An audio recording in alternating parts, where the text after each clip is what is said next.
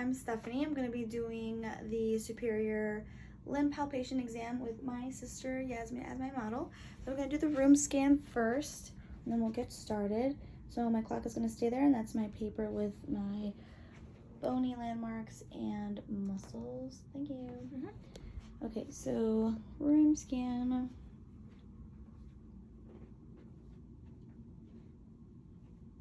Nothing. Okay. Hi. Okay.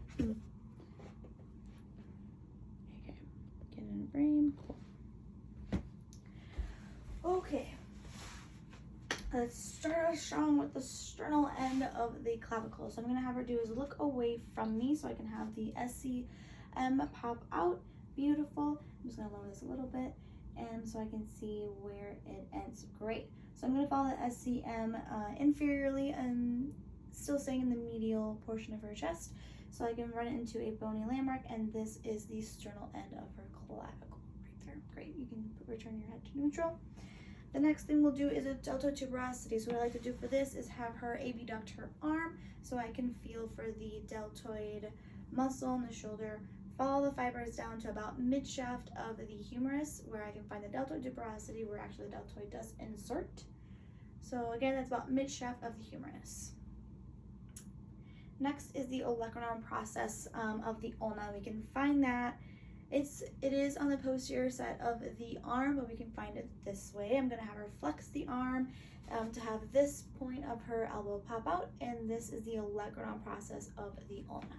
Thank you.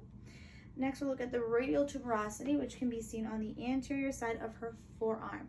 Radial tuberosity is on the radius, and the radius is on the lateral side of the forearm, thumb side. And the radial tuberosity sits on the radius just inferior of that elbow joint. So elbow joint, radial tuberosity right there. Great. Next will be the spine of the scapula. So I'll have you turn around for me. So we'll see her posterior side. I'll move this over just a little bit. So for the spine of the scapula, I like to find the acromion first. Acromion. So we find the acromion on the lateral side of her shoulder. Move medially on the ridge that I'm feeling, here, and this ridge is actually the spine of the scapula. So once I find that, here we go. So I'm just riding that with my index finger right there. Great. We'll move into the muscles next. So the muscles, the first one we have is the triceps brachii. Has three heads. So the long head is going to originate from the infraglenoid tubercle of the scapula. The lateral head will originate from the posterior surface of the proximal half of the humerus, and the medial head will originate from the posterior surface of the distal half of the humerus. All of the heads are going to insert to the olecranon process of the ulna, which we did point out earlier, which is that backside of the elbow joint. The actions for the triceps include all heads working to extend the elbow, and the long head specifically doing two actions, which is extending the shoulder and adducting the shoulder. Next is the teres minor. Teres minor is a rotator cuff muscle, so it's going to be in that back posterior shoulder area, side area. So the teres minor will be originating from the lateral border. So what I'm gonna do is, what I like to do is find that spine of the scapula again, run down the medial border so I can get to the inferior angle, and ride that back up so I don't run into her armpit area to get that to get that lateral border. So the teres minor originates from the upper 2/3 of the lateral border and inserts to the greater tubercle of the humerus. The reactions for the teres minor. Teres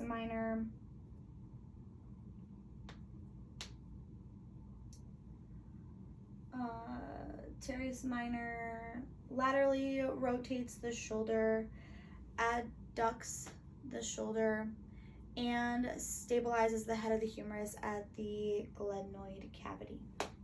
Next is the trapezius. I like to think of it as, well, it's on both sides, but the triangle muscle. Trapezius,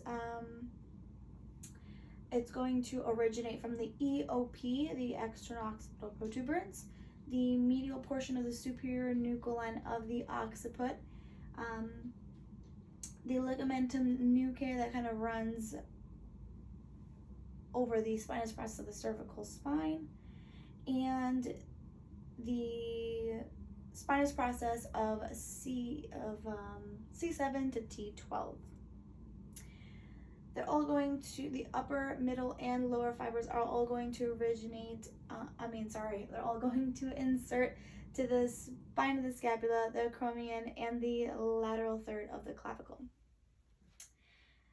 There are several actions for the traps. The upper fibers are going to bilaterally extend the head and neck.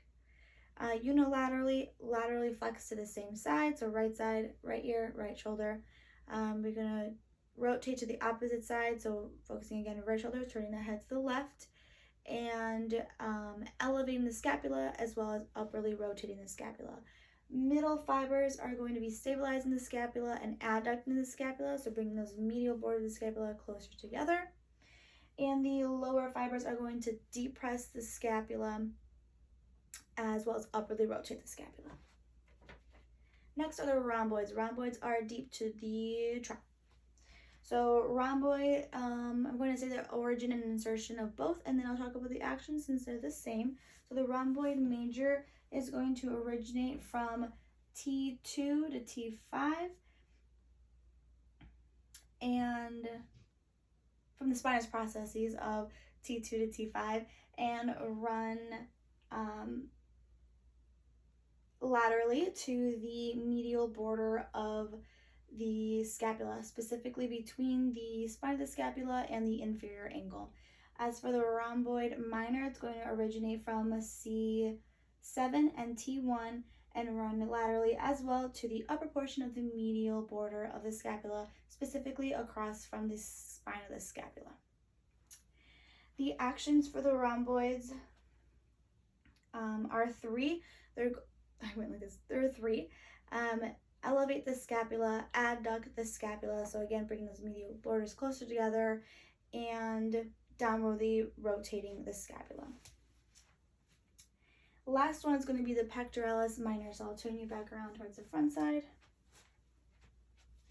Pectoralis minor is deep to the pectoralis major and deep to the breast tissue for a woman.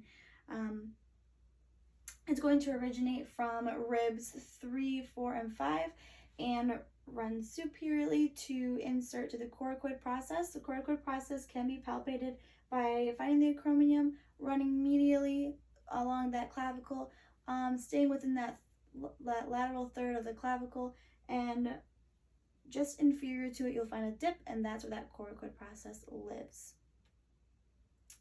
So I don't know if I specified, but it does insert to the medial surface of the coracoid process. The actions for the pectoralis major include, so starting from elevation, depressing the scapula, abducting the scapula, so bringing the shoulders closer together on the anterior side.